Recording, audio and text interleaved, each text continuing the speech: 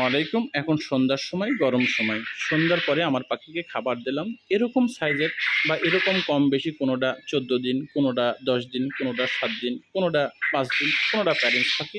এরকম সাইজের পাখি রয়েছে আমার টোটাল ঘরে আপাতত ৫ কোয়ালিটির।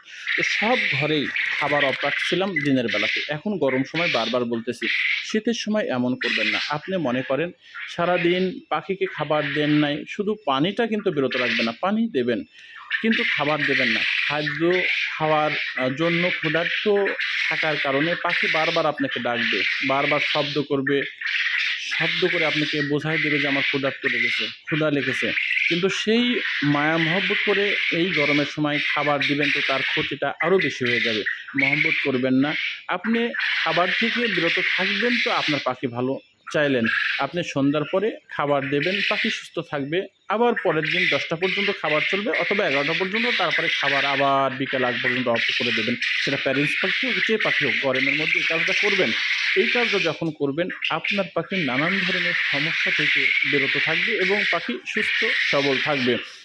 মাথায় রাখবেন কিন্তু।